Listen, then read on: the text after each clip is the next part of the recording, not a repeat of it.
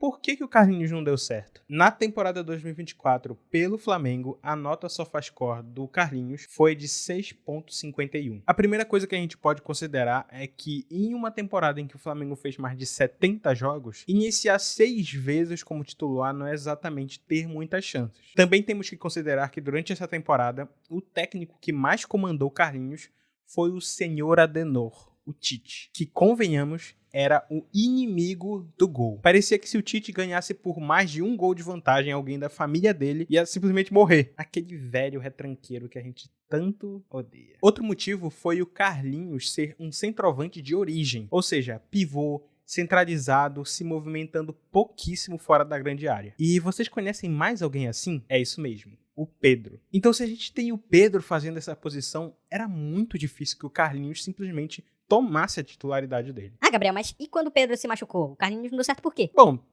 porque ele é pior.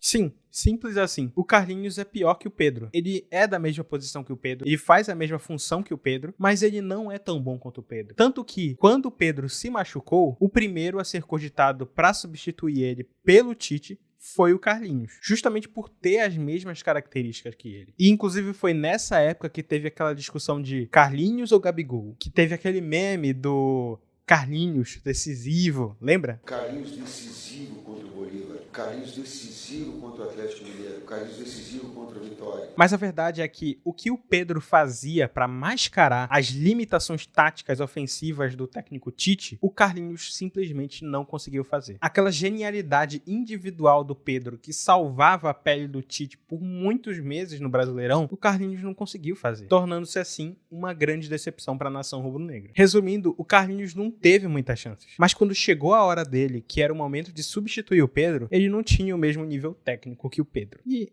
isso já era esperado, inclusive se revelando ser uma péssima contratação por parte da gestão Landim. Não é como se eles tivessem gastado muito dinheiro com Carlinhos, mas que não era para ele estar ali. Simplesmente, o fato dele estar no Flamengo já era uma previsão que eventualmente ele iria sair, porque ele não iria se encaixar, como não se encaixou. O Carlinhos, ele é mais um exemplo daquele jogador que a gente diz, caraca, esse cara joga muito bem, mas será que ele daria certo no Flamengo? Será que só porque ele tá dando certo em um período específico, em um campeonato específico, num time específico, contra times específicos, ele vai dar certo no Flamengo? E simplesmente se revelou que não.